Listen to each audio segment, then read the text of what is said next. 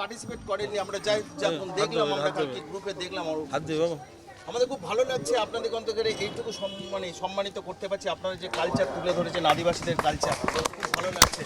আমরা চাইবো যারা এখানে আদিবাসী আছে তারাও অন্তরে আসবেন, এসে একটু আমাদের এই ট্রফিটা নেবেন। আমি একটু আসো, তোমরা আসো একটু ব্যানারটা একটু, হ্যাঁ ব্যানারটা ধর তোর ফটোগুলো তোর। লাইভ টিভির কালী পুজো পরিক্রমায় আমরা আছি এখন টালিগঞ্জ বয়েজ স্পোর্টিং ক্লাব, এবং এই ক্লাবে দেখছেন যে আদিবাসী অর্থাৎ লক্ষ্মীর ভাণ্ডার থিমটা করা হয়েছে। আদিবাসী একটা গ্রাম, সেই গ্রাম তৈরি করা হয়েছে। সেই গ্রামে কিভাবে লক্ষ্মীর ভাণ্ডার পেয়ে সাধারণ যে আদিবাসী জনজাতি গোষ্ঠী যারা দিন রাত তারা অনটন অভাব অনটনের মধ্যে ভোগেন, তারাই লক্ষ্মীর ভাণ্ডার পেয়ে কি উপকৃত হয়েছেন সেটাকেই কিন্তু এই ভাবনায় ফুটিয়ে তোলা হয়েছে। আমার সঙ্গে রয়েছেন ক্লাবের অন্যতম উদ্যোক্তা, তিনি রয়েছেন, তার সঙ্গে কথা বলবো। দাদা আপনার নাম? নমস্কার, আমার নাম শঙ্কর ঘোষ, আমি ক্লাব সেক্রেটারি। আমার এই সদস্যরাও রয়েছেন, আমাদের প্রেসিডেন্ট রয়েছেন, আমাদের জয়েন্ট সেক্রেটারি রয়েছেন। আপনারা কি ভাবনায় ফুটিয়ে তুলেছেন এটা? লক্ষ্মীর ভাণ্ডার দেখছি, আদিবাসী নৃত্য হচ্ছে। হ্যাঁ, লক্ষ্মীর ভাণ্ডার আদিবাসী নৃত্য অনেকেই জিজ্ঞাসা করছে, হয়তো গুলিয়ে ফেলছে। আমরা প্রতি বছরই একটা থিম নিয়ে চিন্তা ভাবনা করি, থিম নিয়ে এক লোককে একটু আনন্দ দিতে পারি। সময় মাত্র 12 দিন পাই কালী পুজোয়, তার মধ্যে তার বিশেষ কিছু করার সম্ভব হয় না, যে দুর্গা পুজোয় 6 মাস অব্দি টাইম পায়। আমাদের 52তম বছর এবছর আমরা করেছি লক্ষ্মীর ভাণ্ডার। গ্রাম বাংলাকে আমরা একটা তুলে ধরেছি, লক্ষ্মীপুর নাম দিয়েছি, একটা কাল্পনিক গ্রাম, কিন্তু আদতরে এটা থানা সাকরাইল, জেলা ঝাড়গ্রামের। এরা এই আদিবাসী গ্রাম, হ্যাঁ আদিবাসী গ্রামে এরা থাকে, খুবই গরিব। আমরা গিয়েছিলাম, গরিব তোষ্য গরিব। এর আগে এখন বর্তমান অবস্থাতে রাজ্য সরকার যেভাবে এদের সুযোগ সুবিধা দেয়, এইসব প্রোগ্রাম করার, যেভাবে ওরা যত কিছু টাকাই পাক না কেন, তারপর এরা লক্ষ্মীর ভাণ্ডারে এরা যেহেতু শিডিউল টাইপের 1000 টাকা করে মাসে মাসে পায়, এদের আর্থিক সচ্ছলতা আগের চাইতে অনেক বেড়ে গেছে। এদের নাচ গান এরা যে সিস্টেমে করে, বিকেলে কাজ করে, এদের উদ্দীপনা অনেক বেড়ে গেছে।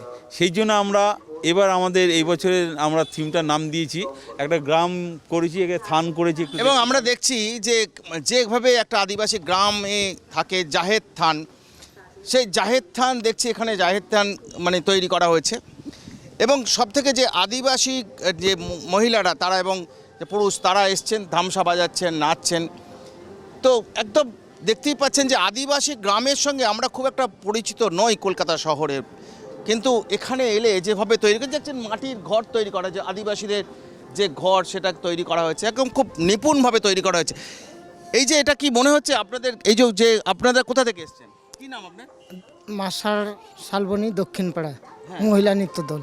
এই যে এটা কি আপনাদের যেভাবে আপনারা গ্রাম, সেই গ্রামের আমাদের গ্রামের পরিবেশটাই বলতে গেলে কিছুটা বানিয়েছি, যতটুকু পেরেছি আর কি, ততটুকুই বানিয়েছি। পেয়েছেন, অর্থাৎ বুঝতেই পাচ্ছেন যে যারা এখানে এসছেন এই ক্লাবে পার্টিসিপেট করছেন আদিবাসী এরা এসছেন ঝাড়গ্রাম থেকে, তারা বলছেন যে এখানে তারা এসে আদিবাসীদের যে পরিবেশ সেটা এসছেন তারা পেয়েছেন। এখানে এসছেন লক্ষ্মীর ভাণ্ডার, মানে মানে মূলত লক্ষ্মীর ভাণ্ডারকে থিম করে এই ভাবনা। এখানে আছেন এরা, লক্ষ্মীর ভাণ্ডার পেয়েছেন? হ্যাঁ পেয়েছি। পেয়েছেন? হ্যাঁ। কোথা থেকে এসছেন? আমরা ঝাড়গ্রাম থেকে। লক্ষ্মীর ভাণ্ডার পেয়ে কতটা উপকার হয়েছে আপনার? উপকার হয়েছে, গ্রামের আমাদের ঘরের সংসারের কাজে লেগেছে। এই তুমি কি করো, পড়াশোনা করো? হ্যাঁ। কোন ক্লাসে পড়ো? 11। সরকারি সাহায্য পেয়েছো? হ্যাঁ, কি পেয়েছো? কন্যাশ্রী, শিক্ষাশ্রী, সাইকেল এগুলো।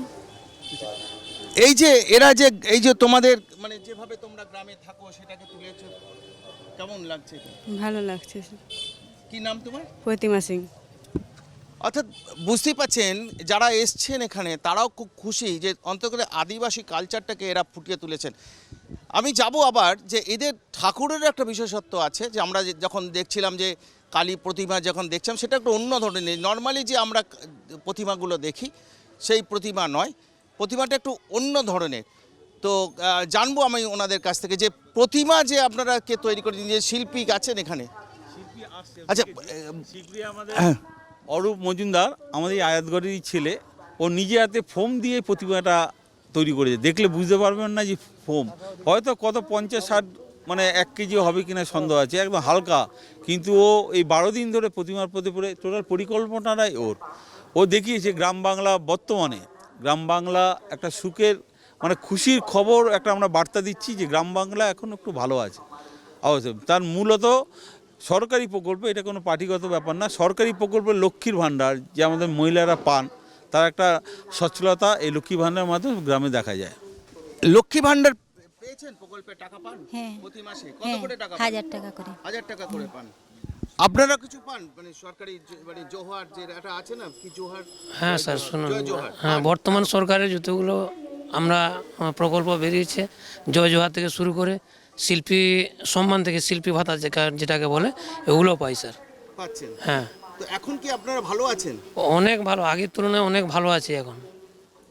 অর্থাৎ বুঝতেই পাচ্ছেন যে রাজ্য সরকারের যে প্রকল্পগুলো, সেই প্রকল্পগুলো পেয়ে প্রত্যন্ত গ্রামে জনজাতি, শুধু না, সমস্ত গ্রামের মানুষ, তার সঙ্গে জনজাতি, কারণ বিশেষ করে জনজাতিরা তারা বেশি অভাব অনটনের মধ্যে থাকেন, তো তারা প্রত্যেকেই উপকৃত, এবং সেটা বোঝানোই সিম্বলিকভাবে এখানে তারা তুলে ধরেছেন লক্ষ্মীর ভাণ্ডার প্রকল্প দিয়ে। রাজ্য সরকারের অনেক প্রকল্প আছে এবং সেখানে একটি গ্রাম, কাল্পনিক গ্রাম তারা করেছেন, লক্ষ্মীপুর, থানা সাকরাইল, জেলা ঝাড়গ্রাম। অর্থাৎ এই বার্তাই দিতে চেয়েছেন যে সরকারি সমস্ত প্রকল্পগুলো যেগুলো মমতা বন্দ্যোপাধ্যায়ের উদ্যোগে শুরু হয়েছে, সেগুলো একদম নিচুর লেভেলে, একদম যেখানে পৌঁছবার কথা সেখানে পৌঁছাচ্ছে, যার ফলে সাধারণ মানুষকে আর যে অভাব অনটনে থাকতে হয় না। হয়তো কষ্ট হয়, কিন্তু যেভাবে খালি পেটে থাকতো তো সেটা কিন্তু আর থাকতে হয় না। তারা অনেকটাই ভালো আছেন, সেটাই তারা তুলে ধরেছেন। আমাদের ভালো লাগলো যে আপনাদের এই থিম, আমাদের সত্যিই ভালো লাগলো। আমরা যাওয়ার পথে এই থিমটা আমরা দেখলাম, সত্যিই ভালো লাগলো। তাই আমরাও ভারতবর্ষের প্রথম আদিবাসী স্যাটেলাইট নিউজ চ্যানেল, সেই চ্যানেলের পক্ষ থেকে আপনাদের ক্লাবকে আমরা সম্বোধিত করছি যে এইরকম একটা অভিনব ভাবনা, যে ভাবনার মাধ্যমে অন্তত কলকাতাবাসী তারা গ্রাম, এখানে বসে কলকাতা শহরে বসে অন্তত আদিবাসী গ্রাম কীরকম হয়, আদিবাসী কালচার কীরকম হয় ওনারা নাচছেন, এটা তুলে ধরার জন্য। এবং সেই কারণেই আমাদের যে ট্রফি আছে, সেই ট্রফি দিয়ে আপনাদের সম্বোধিত করতে চাই যে আপনারা খুব অভিনব ভাবনা, অন্তত কলকাতায় বসে অনেকেই জানতে পারবেন কী ধরনের আদিবাসী কালচার, তারা কীভাবে বাঁচেন, তারা কীরকম ছিলেন, তারা কেমন তারা এখন কেমন আছেন, সবটাই আপনারা তুলে ধরেছেন। আমি দাদা বলবো, ট্রাইব টিভির পক্ষ থেকে এই পুরস্কার আপনাদের দেওয়া হচ্ছে, কেমন লাগবে? আপনি তো ক্লাবের, কেমন লাগবে? আমি আমাদের বয়েজ স্পোর্টিং ক্লাবের সদস্য, এবং আমাদের এই আপনাদের টিভি থেকে, চ্যানেল থেকে যে আমাদের সম্মান দেওয়া হচ্ছে, সেই জন্য আমরা খুব গর্বিত, এবং আপনাদেরকে ধন্যবাদ জানাচ্ছি, আপনাদের চ্যানেলকে। অর্থাৎ বুঝতেই পারছেন, আমরাও খুব গর্ব অনুভব করছি যে এমন একটা কমিটিকে আমরা এই পুরস্কৃত করছি, যারা অন্তত করে গ্রামের প্রত্যন্ত মানুষদের তাদের যে সংস্কৃতি, তাদের যে মানে কীভাবে তারা বেঁচে থাকে নিত্যদিন, সেটা অন্তত করে তুলে ধরছেন এই কলকাতাবাসীর কাছে, যেটা কলকাতাবাসী ভাবতেও পারে না যে গ্রাম এখন কি অবস্থায় ছিল, এখন কি অবস্থায় পৌঁছেছে। অর্থাৎ এই অভিনব ভাবনার জন্যই তাদের আমরা এই পুরস্কার দিচ্ছি। ক্যামেরায় স্বপন রায়ের সঙ্গে রাজীব দত্ত, ট্রাইব টিভি, কলকাতা। তাও তো এবারে